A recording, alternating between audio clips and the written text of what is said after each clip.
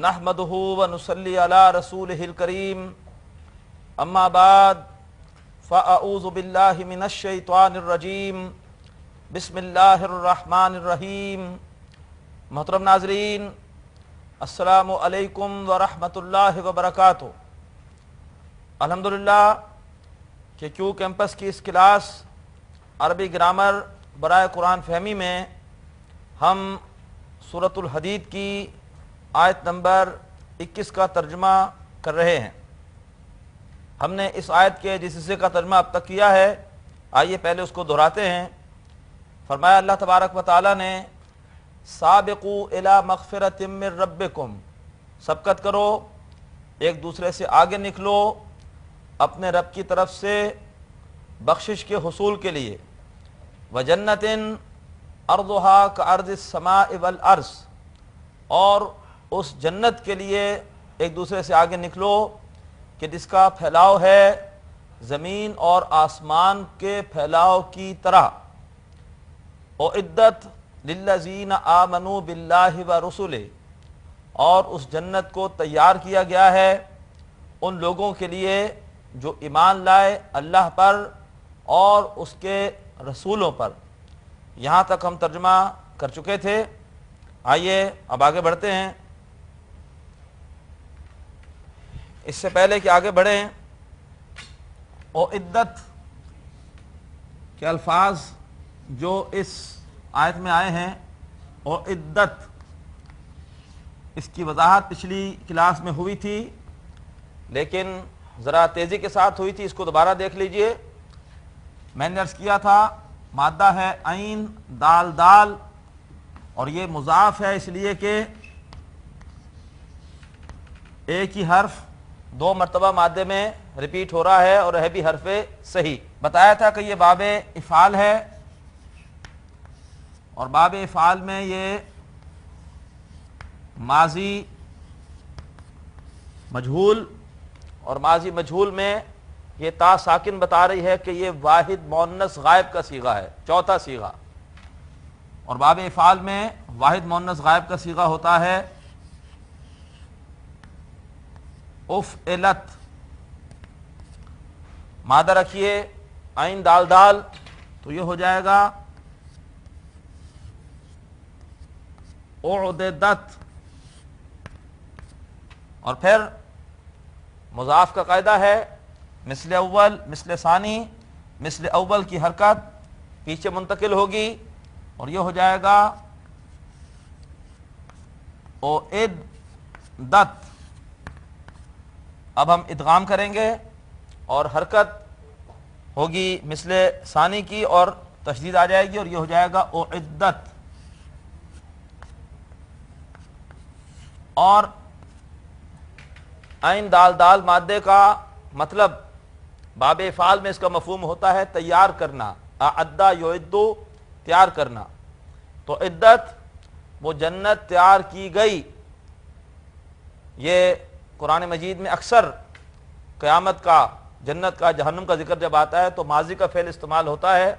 جس طرح ماضی میں کوئی واقعہ جو ہو گیا یقینی ہے اس لیے کہ ہو گیا، اسی طرح سے قیامت کے احوال، جنت کی نعمتیں یا جہنم کا عذاب وہ بھی یقینی ہے، اس لیے ماضی کا صیغہ استعمال ہوتا ہے۔ اعدت للذین آمنوا باللہ ورسلہ، وہ جنت تیار کی گئی ہے ان لوگوں کے لیے جو ایمان لائے اللہ پر اور اس کے رسولوں پر۔ اب آئیے آگے بڑھتے ہیں۔ اس کے بعد فرمایا ذالک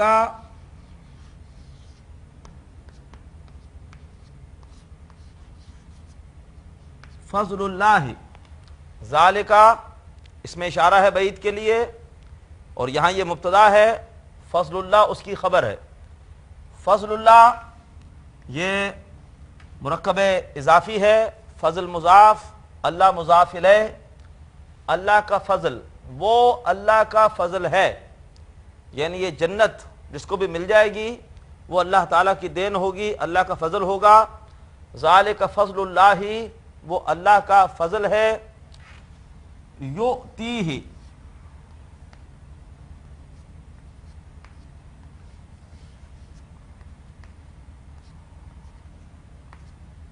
یؤتیہ، یؤتی علامت مضارع پر پیش یہ بتا رہی ہے کہ یہ باب افعال ہے. اگر اس میں کوئی الف ہوتا تو ہم کہتے باب مفعلہ ہے، اگر تشدید ہوتی ہم کہتے باب تفعیل ہے. ان تین ہی ابواب میں علامت مضارع پر پیش آتی ہے. مادہ ہے حمزہ، تا اور یا. باب افعال ماضی کا صیغہ ہوتا ہے. باب افعال میں یفعلو، یہ مادہ اس وزن میں رکھیے تو یہ ہو جائے گا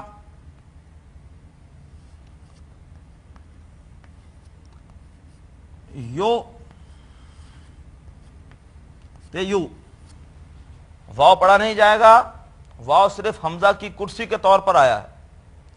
اگر حمزہ سے پہلے زبر ہو تو حمزہ کی کرسی الف ہوتی ہے، اگر حمزہ سے پہلے زیر ہو تو اس کی کرسی یا بنتی ہے، اور اگر حمزہ سے پہلے پیش ہو تو اس کی کرسی واو بنتی ہے. تو یؤتیو. اور یہ بات ہم کئی مرتبہ پڑھ چکے کہ اگر یا مضموم، اگر یا پر ضمہ یا پیش ہو اور اس سے پہلے زیر ہو تو وہ یا ساکن ہو جاتی ہے، تو یہ ہو جائے گا یؤتی، یؤتی. تو یہاں پر یہی الفاظ ہیں یؤتی، اور ہی کی ضمیر فضل کی طرف ہے. آتا یؤتی باب افعال میں اس کا مطلب ہوتا ہے دینا. ذالک فضل اللہ، وہ اللہ کا فضل ہے. یؤتی ہی، یؤتی مضارع کا پہلا صیغہ وہ دیتا ہے، یعنی اللہ دیتا ہے، وہ دیتا ہے اسے. وہ اللہ کا فضل ہے، وہ دیتا ہے اس کو، یعنی اللہ دیتا ہے اپنے فضل کو. یؤتیہ من یشاء، من یشاء، یشاء، یشاء اس کا مادہ ہوتا ہے شین، یا اور حمزہ. اور یہ آتا ہے، اگر آپ غور کریں گے دیکھیں گے ڈکشنری میں تو یہ آتا ہے باب فتح سے. اور علامت مضارع یا بتا رہی ہے کہ مضارع کا صیغہ ہے. یہ مضارع کا پہلا صیغہ یشاء. باب فتح میں مضارع کا پہلا صیغہ ہوتا ہے یفتح. تو یہ اصل میں بنے گا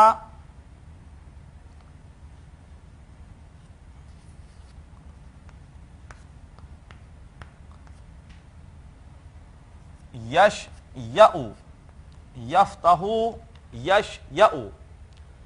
اب یہ زبر یہ پیچھے منتقل ہوگی.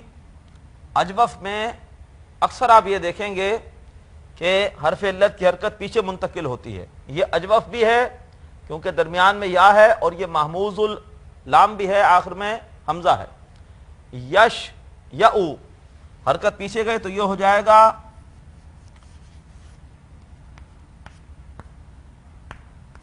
یشیء، یشیء زبر پیچھے چلی گئی یشیء. زبر کی مناسبت یا سے نہیں ہے، زبر کی مناسبت الف سے ہے، اس لیے یا بدل جائے گی الف میں اور یہ ہو جائے گا یشاء، یشاء. اور زبر اور الف مل کر حروف مدہ بنتے ہیں. حروف مدہ کے بعد اگر حمزہ ہو تو مد آ جاتی ہے، اس لیے اس کو باہر پڑھا جاتا ہے یشاء. شین یا حمزہ با فتح سے اس کے معنی ہوتے ہیں چاہنا. شاء یشاء چاہنا. من یشاء، من یہاں پر یا پر تشدید بھی ہے، اس لیے کہ تنوین یا نون ساکن کے بعد اگر یرملون میں سے کوئی لفظ ہو، یا را میم لام واو نین، تو ادغام ہوتا ہے. تو من یشاء جس کو وہ چاہے گا، من کا مطلب جس کو وہ چاہے گا، یعنی اللہ چاہے گا. وہ اللہ کا فضل ہے، وہ دیتا ہے اسے جسے وہ چاہتا ہے. کون؟ یعنی اللہ. اللہ اپنا فضل اس کو دیتا ہے جس کو اللہ چاہتا ہے. ذالک فضل اللہ یؤتیہ من یشاء.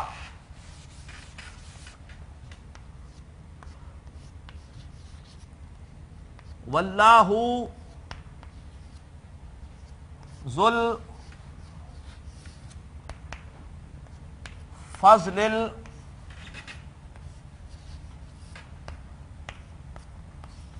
العظیم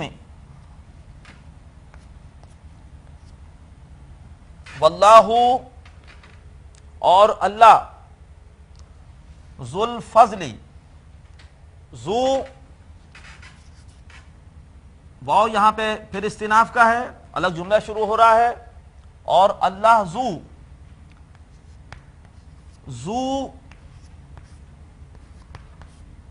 ذا اور زی، یہ حالت رفع میں ذو استعمال ہوتا ہے، حالت نصب میں ذا، اور حالت جر میں زی، ذو ذا زی۔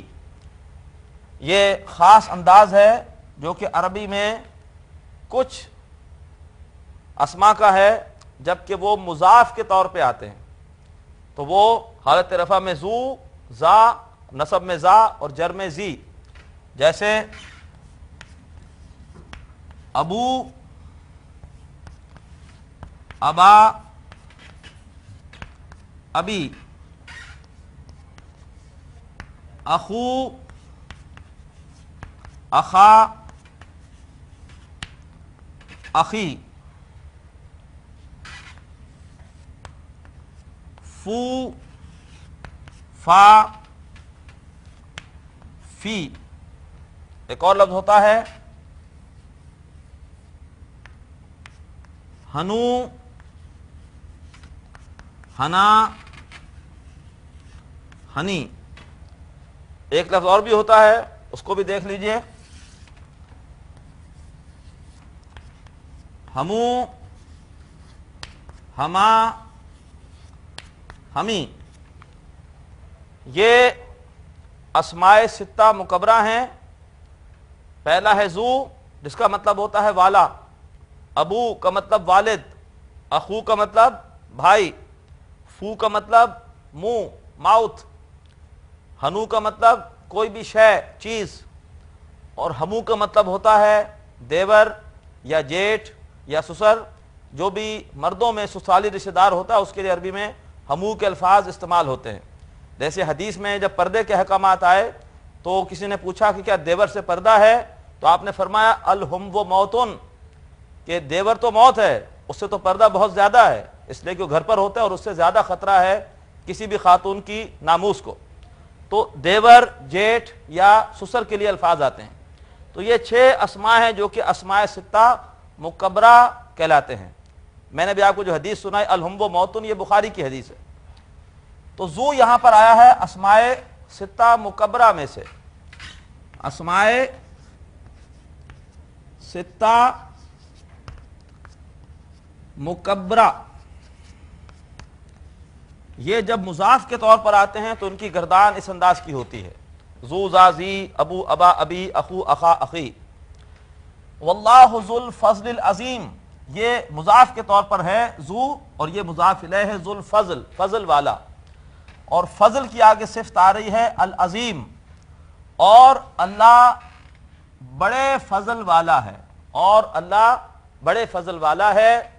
ذالک فضل اللہ، وہ اللہ کا فضل ہے، یؤتیہ، وہ دیتا ہے اسے، من یشاء، جس کو وہ چاہتا ہے، اور اللہ بڑے فضل والا ہے۔ آیت نمبر 21 یہاں مکمل ہوئی۔ اس کے بعد آیت نمبر 22 ہے ما اصابہ من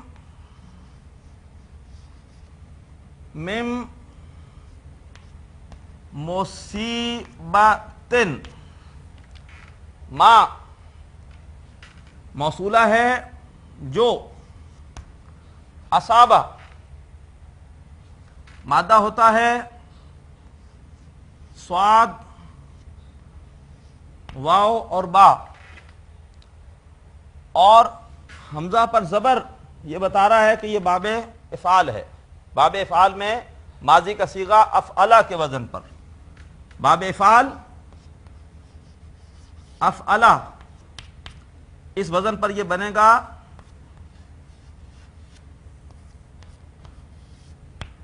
اسوبہ، اور اجوف ہے، اجوف میں حرف علت کی حرکت پیچھے جاتی ہے، یہ حرکت پیچھے جائے گی اور یہ ہو جائے گا اسوبہ۔ زبر کی مناسبت واو سے نہیں ہے، الف سے ہے، واو بدل جائے گا کس میں؟ الف میں، یہ ہو جائے گا اصابہ۔ اور باب افعال میں اس مادے سے مفہوم ہوتا ہے اصابہ یصیبو، آ پڑنا، آ جانا۔ ما اصابہ، معاف کیجئے گا، ما یہاں پہ ہے نافیہ، موصولہ نہیں ہے، موصولہ نہیں ہے، نافیہ ہے۔ ما اصابہ نہیں آتی، من مصیبت، مصیبت میں سے، نہیں آتی مصیبت میں سے۔ ما اصاب من مصیبت، مصیبت اس کا مادہ بھی صاد، واو اور با ہے، اور یہ اسم الفاعل کی مؤنث ہے۔ باب افعال میں دیکھیے اسم الفاعل کیسے بنتا ہے؟ مضارع کے صیغے سے۔ باب افعال میں مضارع کا صیغہ ہوتا ہے یفعلو، اور اس سے اسم الفاعل کیسے بنتا ہے؟ ہم اس سے پہلے کئی دفعہ بنا چکے ہیں۔ علامت مضارع ہٹائیے، اس کی جگہ میم لگائیے پیش والا، عین کلمے پر زیر دیجئے، لام کلمے پر تنوین، یہ بن گیا اسم الفاعل مفعل۔ مادہ پلیس کیجئے صاد واو با، تو یہ ہو جائے گا مسوبن،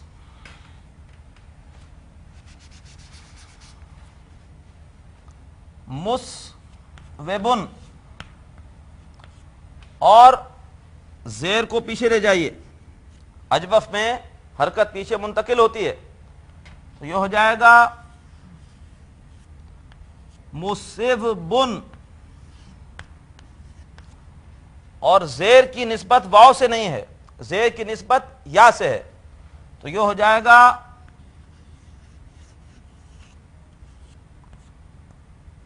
مصیبن۔ اور جب آپ اس کی مؤنث بنائیں گے تو آخر میں گول تا لگا دیں گے اور یہ ہو جائے گا مصیبتن۔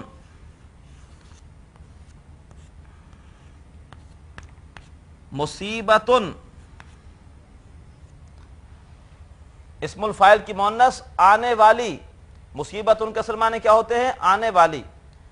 چاہے کوئی صورتحال اچھی ہو یا بری ہو، جو بھی ہم پر وارد ہو جائے، آ جائے، وہ اصل میں ہے مصیبتن۔ لیکن چونکہ ہم بری صورتحال سے بہت زیادہ تاثر لیتے ہیں تو عام طور پر اس کے مصیبت ان کے معنی ہوتے ہیں کسی بھی بری صورتحال کے لیے۔ قرآن پاک میں یہ لفظ بری صورتحال کے لیے بھی استعمال ہوا ہے، الذین اذا اصابتہم مصیبہ قالوا انا للہ و انا الیہ راجعون۔ ما اصاب من مصیبت، نہیں آتی کوئی بھی آنے والی میں سے، نہیں آتی کوئی بھی آنے والی میں سے، یعنی کوئی بھی حالات جو ہم پر وارد ہوتے ہیں اس کے بارے میں یہاں پر ذکر ہے۔ آیت طویل ہے، انشاءاللہ جب آیت کے باقی حصے کا ترجمہ کریں گے تو اس سے بات واضح ہوگی۔ محترم ناظرین، الحمدللہ کہ ہم نے آج سورۃ الحدید کی آیت نمبر 22 کے ترجمے کا آغاز کیا ہے۔ طویل آیت ہے، انشاءاللہ بقیہ حصے کا ترجمہ پہلے آپ خود کیجئے، اگلی کلاس میں ہم اس ترجمے کی تکمیل کریں گے، اس سے آپ کو اندازہ ہوگا کہ آپ نے ترجمہ کہاں تک ٹھیک کیا ہے۔ اللہ سے دعا ہے کہ اللہ تعالیٰ قرآن فہمی کے لیے ہماری اس کوشش کو قبول فرمائے اور روز قیامت قرآن حکیم کو ہم سب کے حق میں حجت اور گواہ بنائے۔ اجازت دیجیے، وآخر دعوانا ان الحمد للہ رب العالمین۔ ناظرین، ابھی آپ نے پروگرام عربی گرامر برائے قرآن فہمی کا لیکچر نمبر 52 ملاحظہ فرمایا۔ اب آپ کے سامنے اس لیکچر سے متعلق سوالات پیش کیے جا رہے ہیں۔ ان سوالات کے صحیح جواب دینے والے ناظرین کو کیو ٹی وی کی جانب سے کورس کے اختتام پر سرٹیفکیٹس دیے جائیں گے۔ سوالات یہ ہیں۔ پہلا سوال ہے، یؤتی باب ڈیش کا فعل مضارع ہے، اے مفاعلہ، بی تفعیل، سی افعال۔ دوسرا سوال، یشاء کا مادہ ہے ڈیش، اے شین یا حمزہ، بی یا شین حمزہ، سین شین حمزہ یا۔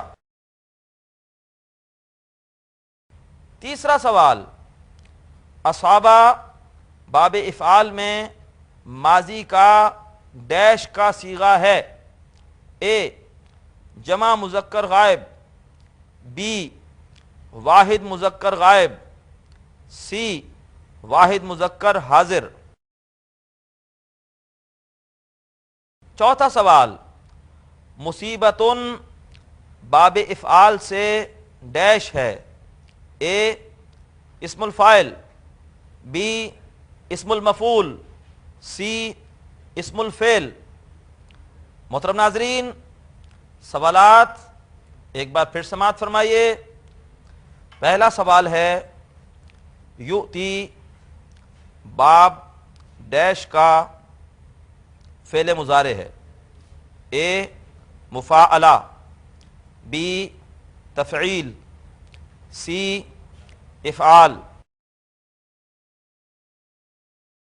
دوسرا سوال، یشاء کا مادہ ہے ڈیش، اے شین یا حمزہ، بی یا شین حمزہ، سین شین حمزہ یا۔ تیسرا سوال، اصابہ باب افعال میں ماضی کا ڈیش کا صیغہ ہے، اے جمع مذکر غائب، بی واحد مذکر غائب، سی واحد مذکر حاضر۔ چوتھا سوال، مصیبتن باب افعال سے ڈیش ہے، اے اسم الفاعل، بی اسم المفعول، سی اسم الفعل۔